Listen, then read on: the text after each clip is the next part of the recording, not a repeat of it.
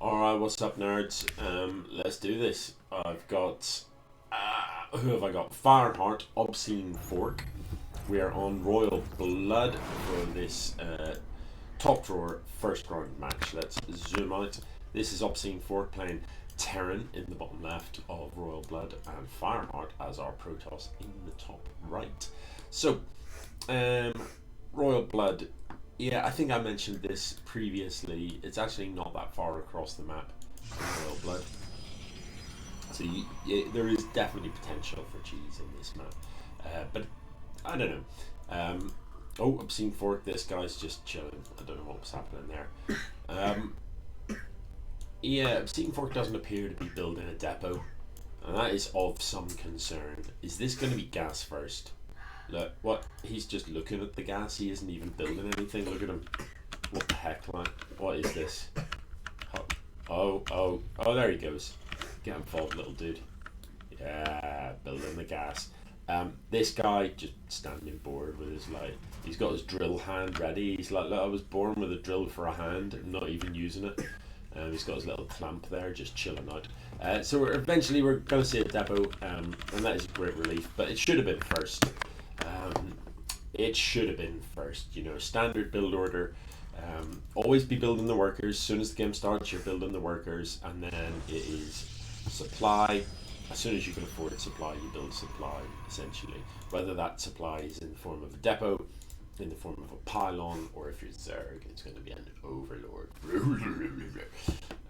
That's the noise they make, by the way. That wasn't just me having a moment. Right, so what's happening here? It's double gateway for Fyreheart. No gas yet from Fyreheart, which is suspicious, or just a mistake. It's one of those two things. Over here, finally the Rax is going to come down. It's single. Look, these guys still just chilling out. It's breaking my heart. Like, they're on the clock. You know what I mean? They're getting paid good money to just stand there and do nothing. It's going to be a double Rax opener, but with the single, this guy, like, they're just watching him. Look, this literally just watching somebody else do work. I don't know how ObsceneFork's managed this, because at the start of the game, your command center is automatically rallied to the minerals, and he's somehow cancelled that, so that hasn't gone well. Fyreheart, look, these guys are waiting for this Nexus to finish. So keen to mine, are they? They're just like, they can. Look, he's already done a bit of mining. He's like, if only there was a Nexus here, I could put this in it. But we've got reasonable saturation over here. Fyreheart, you do have to remember to send those workers back to work when they've done a thing. You've got workers scattered about all over the place, just chilling. So just, you know, bear in mind when you're playing the game, down here in the bottom left, it actually shows you how many idle workers you've got. And I think is it F1. Oh, these Marines are just going to walk in. What the? And just be shot in the face by a ton of adepts. They didn't even shoot back.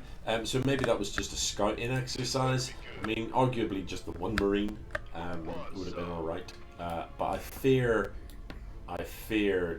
No, please don't do it. Don't do it. No. Adepts are pretty nails, you know. As we've just seen. Look, adepts are 70-70. They've got 140 hit points to get through, which is quite a lot.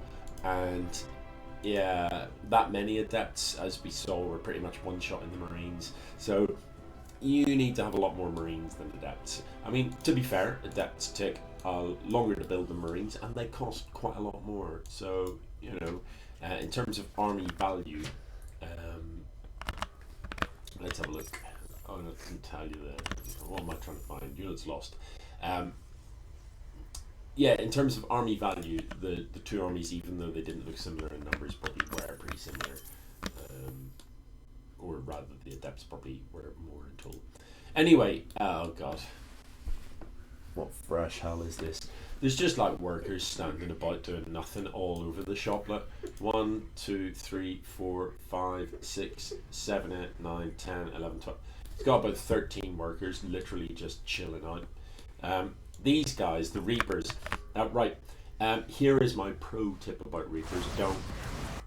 Just don't. That's tragic.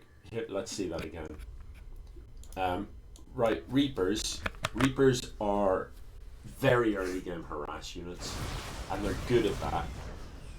They're terrible at fighting adepts. Terrible. They're terrible at fighting anything, except workers. Oh, that is ugly, isn't it? That's ugly. You need so many more Marines to fight these adepts. Like, you want a good 4 Marines per adept to have a hope. And you probably want stim. And you want a medevac. Or 2. And ideally a tank. And maybe some other stuff. I don't know. I feel bad for ObsceneFork because he has built some units and he has attacked, and it hasn't panned out very well for him at all so far. Now, +1 armor is just finishing up, and he's already got +1 attack. So, you know, he does. Oh my goodness, there's carriers out. What the heck? How did I not even notice that there was a Stargate? Didn't even see it in the production tab. I sort of fear at the minute. Yeah, I mean that's quite the discrepancy in supply. ObsceneFork, it's back to the drawing board. Why is it here? Why isn't it? Why wouldn't you?